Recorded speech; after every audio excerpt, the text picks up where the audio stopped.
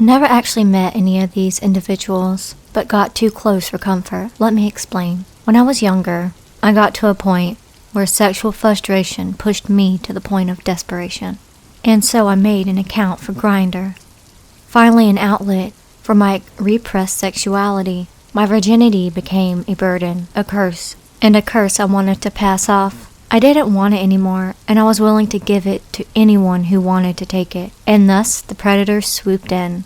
They could smell my desperation and started circling. Anyone who has used Grindr knows that the amount of weird older guys looking for young men is surprisingly high. Now, that's in a normal environment. How about in the middle of Arkansas? The levels were sickening. They were everywhere. Now granted, a silver fox has a certain allure, but these weren't silver foxes. These were mangy coyotes prowling for young prey. Most of the population around where I lived at the time, and unfortunately where I now live, and what can only be described as white trash. Methy hillbillies. So these weren't attractive older men looking to lead me down the path of discovery. These were 40-plus-year-old creatures looking to take advantage of my desperation. Now fortunately, I always either chickened out or came to my senses before it went too far, but it sometimes got a little too close. One time the individual was just down the road from my house when I changed my mind. So, I never met these people face to face, but the thought of what could have happened if I had still sends shivers down my spine to this day. So, I was like 6 years old. Me and my mom and stepdad and 2 half-brothers live in a house we were renting in New Jersey. Our area really never had much wildlife around besides deer. One night we hear a bunch of growling in our backyard. So my mom tries to figure out what the sound is on her phone. Apparently, it was a fox that was in danger. So my mom told me and my brothers to not go in the backyard until we could get the fox out, if it was still there. I didn't listen. The next day, the fox wasn't a problem. It was dead, with a giant cut from its stomach to its neck. It didn't look like an animal killed it. It was way too surgical. We never found anyone or anything else in the backyard, but man, that freaked the fuck out of me. Thank God we moved out of there the next month. Last week I finally got the keys to my new apartment. Before I get to the point of my story, I feel that I have to give a little backstory first. Feel free to skim if it's too long of a read. I had been living for the past year in a transitional housing apartment provided to me by a state-run program. When I first entered the program, they told me that I'd be allowed to stay in this apartment with my 2 little girls for 2 years, and at the end of said 2 years, they would match any savings that I had up to $2,500. It seemed like a dream come true. Fast forward a year, and COVID-19 happens. I'm a barber, so of course the shop where I worked was shut down, and I was penniless and out of work. Thankfully, I qualified for unemployment, and it was so plentiful after the 600 boost. I fixed up my broken down car, got some much needed dental work done, and started to reclaim my credit. With so much money circulating in my pocket, I decided to invest the money in opening my own shop as soon as the lockdown was over. This was when it's time to move from the place I'll be in and a good place to start fresh. So fast forward again about 2 months after quarantine, and my business is doing well. I'm not really making money, but I'm also not losing a ton of money either. Also, I'm my own boss, which that I have more time with my kids. At this point, I'm feeling so very blessed, and every day, I feel so thankful for my new windfall. One day I get a call from my case manager asking me for my income details. Now, This isn't unheard of in this program, but it is strange because I'm unemployed technically, as far as they know, so I don't have any income. So I give them all of the info they asked for, and about a week later I get a message from them saying that I no longer qualify for their program because I make too much money on unemployment, and that I should have used the extra money to secure stable housing. I tried to explain that I couldn't find stable housing because I'm unemployed and that the boost is temporary, but they can't be reasoned with. However, this whole journey so far has been more than I could have ever hoped for, and as much as it saddens me and honestly shocks me, I really can't complain too much. So I start the hunt for a new apartment. As a barber, I usually chat with my clients all day, every day, just about random stuff. But usually, we just end up telling stories about our lives and what's going on in our day-to-day. So I'm talking to my client, a guy and his wife, about my apartment hunt and how I have to be out within a month. I have horrible credit and I can't pass any income verification because honestly, I have none. My shop isn't making money and I'm basically living on unemployment at the moment.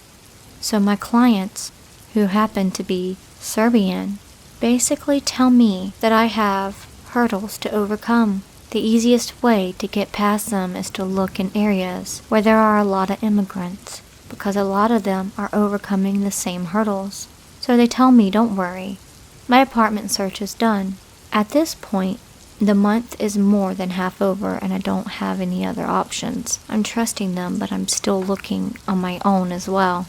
But a week before the end of the month, my dad calls me and says that he wants me and the girls to move in with him. He lives about an hour from my barber shop, and my girls' school and the commute in the winter will be awful. It's not an ideal situation, but I guess for now it's the best option that I have. So I start making plans to move in with him. About 2 days after that, I get a call from my client and his wife telling me that they are moving and that they talked to their landlord for me. If I want their apartment, then it's mine. Long story short, I'm elated. They live 1 block away from my current apartment, which is about a block from my kids' school and 5 minutes from my shop. They tell me that I can come over and check out the apartment. Of course, I drop everything right then and there and head over. The apartment is gorgeous. It has high ceilings, 2 spacious bedrooms, and even a separate dining room which is huge as well. It must be at least double the size of my current apartment, and for only $400 extra a month in rent, I'm so happy I could cry. I thank them profusely. I ask them about the landlord and the other tenant. Basically, I'm just making conversation because obviously I'm taking this apartment. They tell me that the landlord is a sweet old man and that his daughter can be a bit bitchy, but we rarely ever have to deal with her. The neighbors are all very sweet, and even though the people upstairs can be kinda loud, they aren't bad either. He tells me the guy across the hall just moved in with his daughter a few months ago, but they pretty much keep to themselves. Then my client and his wife joke about how he tends to have a lot of lady callers, who they assume are hookers because they all seem to be pretty young and scantily clad. We all laugh a bit, and I thank them again and head home to resume packing.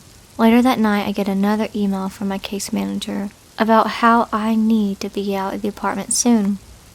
At this point, I'm so thankful for my clients because I was feeling hopeless and like I was slowly falling into a depression before they gave me this amazing gift.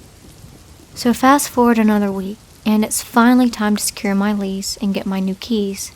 The landlord is a little apprehensive once he finds out that I'm a single mom and a new business owner. He thinks that I won't be able to afford the rent, but he basically takes a chance on me. I'm so grateful for the good news, and even though I'm also a little scared and unsure about my new predicament, but I'm optimistic as well. Here's where things get weird. So I gave my landlord my deposit and received my keys. The first thing I did was paint my new apartment. After about 12 hours of non-stop painting, not only was I exhausted, I was starving. The only thing was that I was covered in paint and really didn't even have the energy to shower, let alone leave my place for food. I didn't have much money at this point, but I figured that I deserved a little job well done splurge. So I ordered Chipotle on Uber Eats as soon as I put my phone down and really settled into the quiet of my new apartment. I started feeling weird, just kind of creeped out. Maybe because I was by myself, or maybe because the place was unfamiliar to me. But it was like a strange hair-raising feeling. So I called my boyfriend to come over. After about 20 long, creepy, hungry minutes, I finally got a call from my Uber delivery guy that my food was here. I could hear something that sounded like sobbing in the background, but I brushed it off and ran to the door to grab the meal. As I headed to the front door, I noticed two things. The apartment door across the hall is wide open, and the sobbing is coming from these two young girls standing at the front door. They look to be about 15 or 16, and they aren't just sobbing, they're wailing. I walked past the wailing teens and grabbed my food from the guy who looks at me with panic in his eyes. He takes off quickly. In my head, I register it as odd but don't really think twice about it. Instead, I now focus in on the two girls on my right. "Hey, you girls okay?" I asked hesitantly. One of the girls has a phone in her hand, and I hear the woman on the phone ask who I am. No, my dad in bed, he's naked. Something about him just doesn't look right." The girl with the phone wails.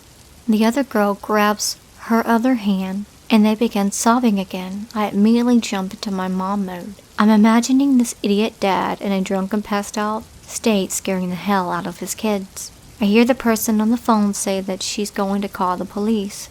I tell her that I'm a across-the-hall neighbor and I'm going to check it out. So I head with the two girls up into my apartment to sit my food down. I tell them to take me to their dad. At this point, I'm extremely irritated with the guy, who I don't even know, because how irresponsible to get that drunk midday during knowing your kid could be home any minute. As the girls are leading me through their apartment, I'm noticing that it's pretty much empty. Just one lamp in the living room and one pot on the counter in the kitchen. Weird they moved in months ago, I thought. I brushed off the thought as I realized that the girls have stopped walking. Geez, they're really scared. I look back at the girl with the phone and reassure her that he's probably fine, and she doesn't come any closer. He's naked, she warns, and hands me a blanket randomly. I didn't even notice that she'd grabbed it. I turn back to the door in front of me and ask her, is this where he is? She nods but doesn't come any closer. "Sir?" I called out, not wanting to freak him out. "Sir?" I called out again, a little more cautiously this time. There is no answer, no sound at all. So I slowly push open the door. My eyes immediately flash to the only thing in the room, which is the bed. The room is brightly lit from the sun outside, and quickly glance over from the obviously naked figure laying spread eagle in the bed. "Sir," I repeat, trying to be respectful out of the fact that I'm in his home, and he is naked and I am a stranger. Still nothing, not a sound. I slowly look back over the bed. Now I'm examining the full picture. He's definitely naked, very naked. I'm not wearing my glasses, of course, so I step just a little closer into the room. Also, I do realize he's wearing an empty condom, and that his chest is raised unnaturally into the air. Also, that his head is back in an extremely unnatural angle as well.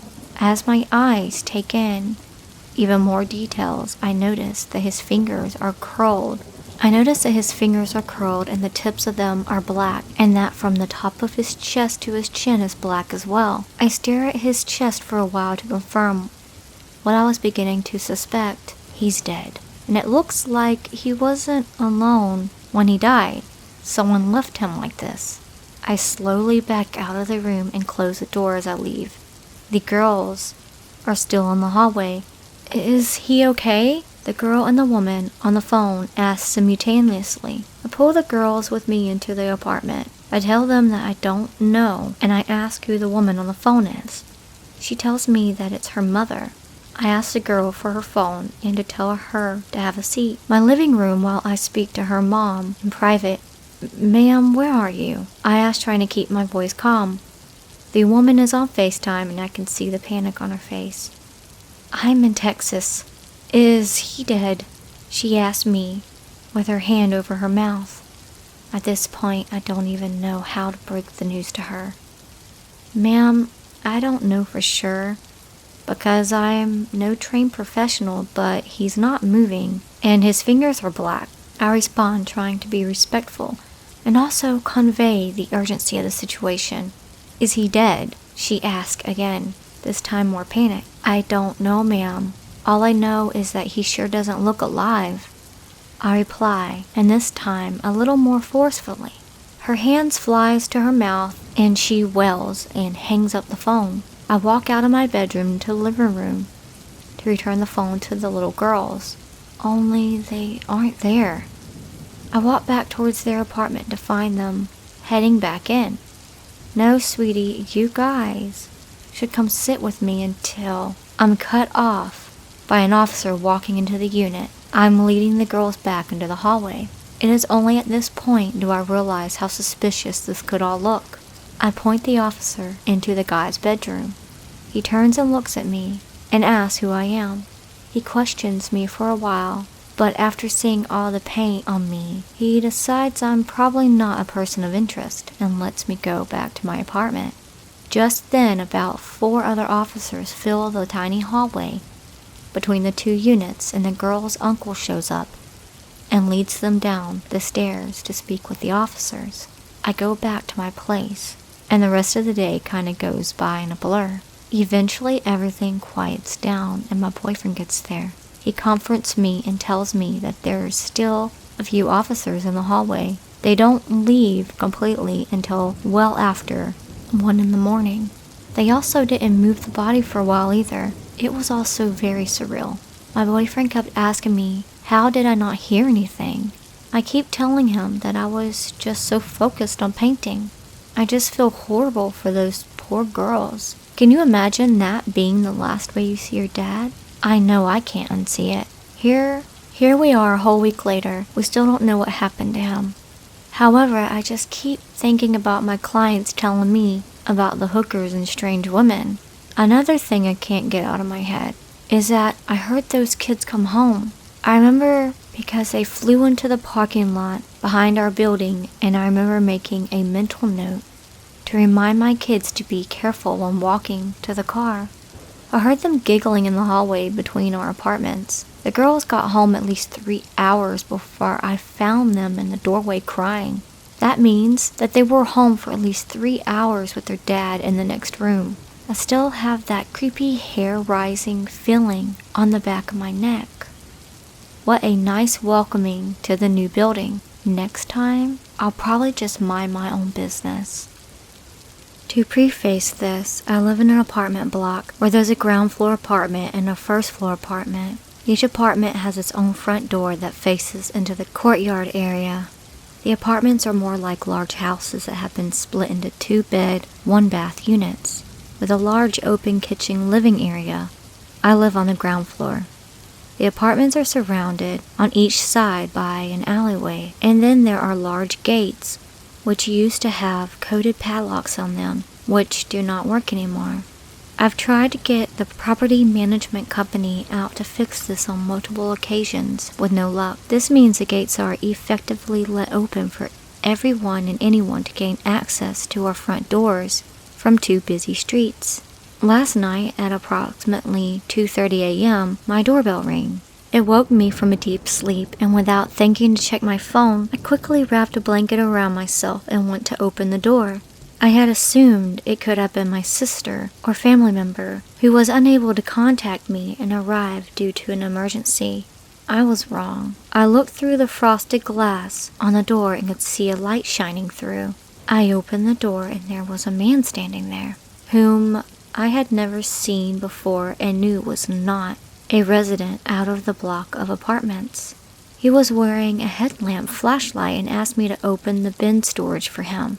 which is a shared space only accessible by residents through calling a phone number to unlock it. All the residents have access, so it was even more obvious that he didn't live there. It generally frightened me to have a stranger standing at my door at 2:30 a.m. asking me for access to a bin storage for reasons I didn't find out. I was too scared to actually ask for any information pertaining to who he was or what he was putting in the bins. I can't see the bin storage from my front door, so I couldn't actually see if he had bags to put in there or what he was disposing of. I pretty much was frozen on the spot, holding the door tightly and not opening it more than a few inches. I blindly accepted his request to open the bins, as I physically couldn't bring myself to decline. I told him I would open it for him, swiftly locked the door, and pushed a 15-kilogram kettlebell against it. My mind was absolutely racing, and my anxiety hit the roof. I was physically shaking and could barely string a sentence together as I tried to explain to my partner what had happened when I got back into bed. We got up together to sit in the living room for a cup of tea to try settle my nerves.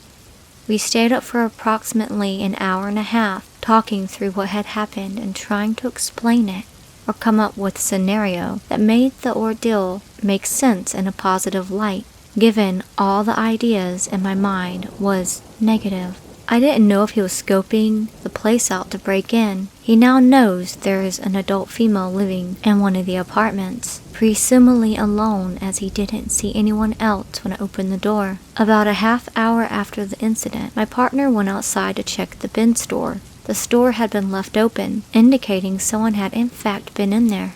He didn't notice anything suspicious or put out of place, and came back inside. We stayed up until the paranoia began to subside and exhaustion took over. I eventually had myself convinced that had it been 10:30 p.m. or 6:30 a.m., it wouldn't have been nearly as suspect at 2:30 a.m., and so was trying to picture the scenario as though it was normal time. What won't go away, though, is the way the man greeted me when I opened the door. Through the gap, the first words I heard were, "Hello, love." It still freaks me the fuck out hours later. So in conclusion, creepy 2:30 a.m. bin guy, let's not meet again.